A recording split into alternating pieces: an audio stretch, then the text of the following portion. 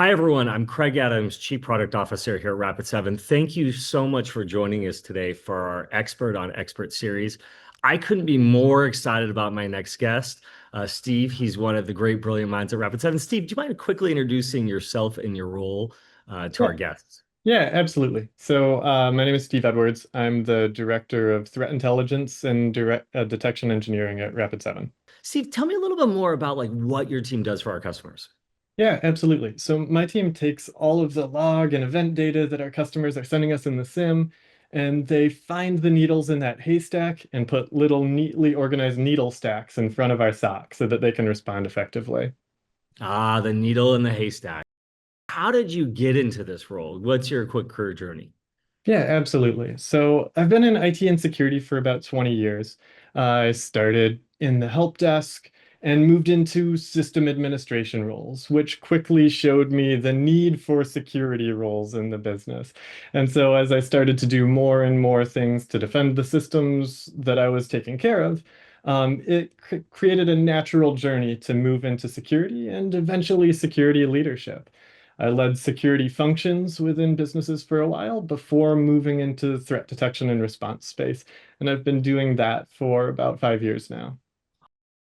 Hey, our topic for today's call is we're actually focusing on a recent IDC report that was issued. You can find it at rapid7.com/resources.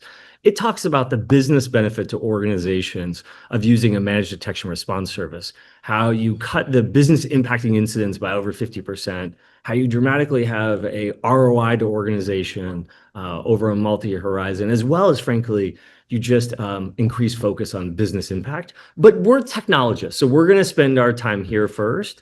You know, one of the things the IDC report talks about is this trust gap of like 7% of executives put the cyber function at the top of their trust lens. What's behind that gap? One thing I think it might be is cybersecurity, not just leaders, but the industry as a whole, often talk about security in terms of inputs, right? Like tools, alerts, frameworks, things like that, instead of outcomes that executives care about, like reducing risk, improving resilience, even things like responding to incidents quickly and recovering quickly from incidents. I think MDR can help translate detection and response into measurable business outcomes that those executives care about, like the time to detect fell by this much, or the number of false positives dropped this many.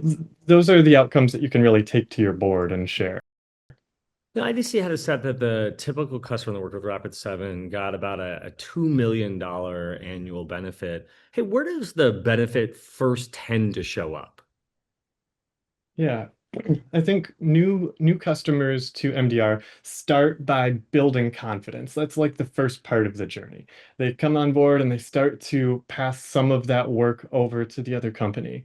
And so as that confidence builds, we start to see less time with internal teams chasing the noise, dealing with false positives, things like that. From there, they can start to measure faster response times. When there is an incident, we were able to detect it and respond to it and remediate it much faster than before.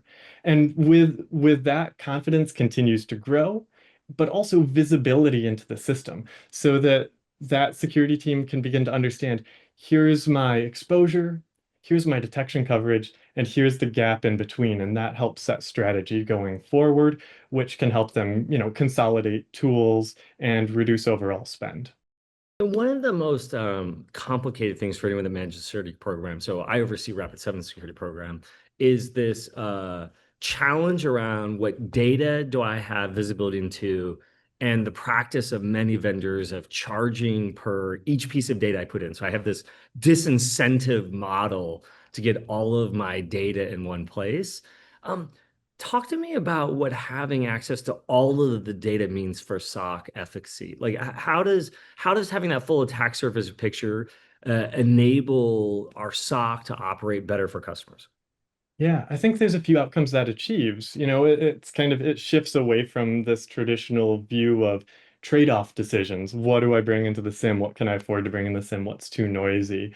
So we have more opportunities for detections, more opportunities to find attackers and to find them earlier in the attack lifecycle. When we do find them, we usually have more context that comes along with it because we have all of the event data, all of the alert data, everything that we can bring together to really empower the SOC analyst to understand the situation as soon as they see the alert.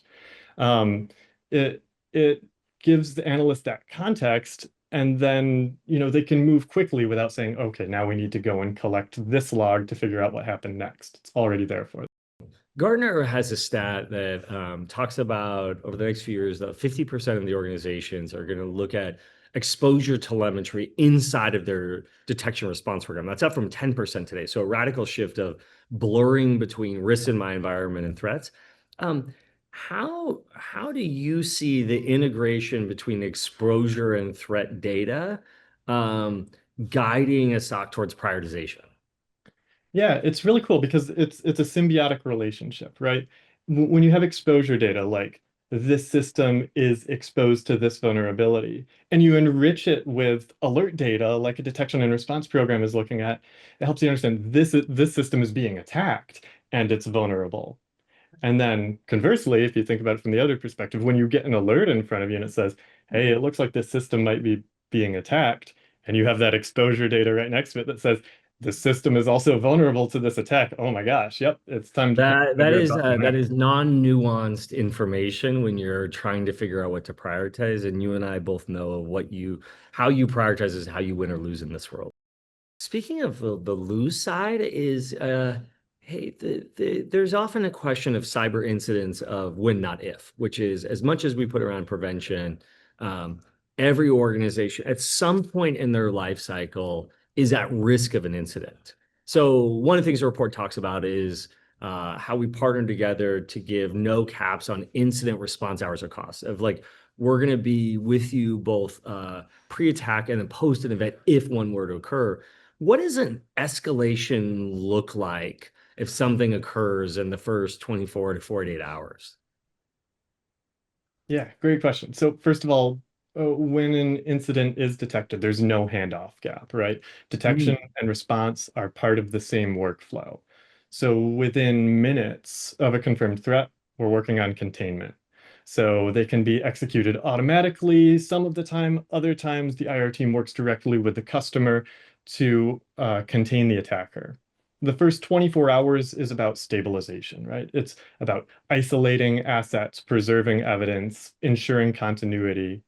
And then from there, the second 24 hours is going to move towards investigation, scope validation, and making sure that we eradicate the attacker from the environment. There's with no cap on IR, that means that we can stay along for the whole journey, right? Right until the So end. So we know our fellow cybersecurity nerds are skeptics. When we hear things like, business ROI, technologists tend to like lean out a little bit. We tend to be a skeptical bunch, even though I think we're pretty aligned in the preventative benefits of security and the ROI that brings. But um, if you had to push on this for a second, say like, which KPI do you think a leader could see first that gives them evidence of ROI? So the IDC report talks about a 422% 3-year ROI and a 5-month payback. But again, for the skeptics, like what KPI should they be looking at first that show them they're on the right trajectory to get that return? Right. And this is tricky, right? Because with cybersecurity, like the obvious KPI is not breached, check mark, right? But that's kind of a lagging indicator. So I think with MDR, you can start to first measure your growth and your ROI by looking at coverage in terms of how Mm. many assets are we protecting? How many event sources are we ingesting events from? And you can use MITRE as well as a tool to say, what in the attack lifecycle do we know that we'll know about? From there, measuring like common SOC metrics like mean time to detect, mean time to respond, and see how those are trending are like a great next step. You just waved like red meat in front of me by mentioning MITRE and our detection coverage. This is one of my favorite parts of the product is the ability to give customers insight of where they have set up preventive detection and controls, using an industry standard framework without speaking the vendor's language at the end of the day. What are some of the things you see customers doing if they look at their coverage via MITRE that we're monitoring for them and they see holes or areas they're uncomfortable with?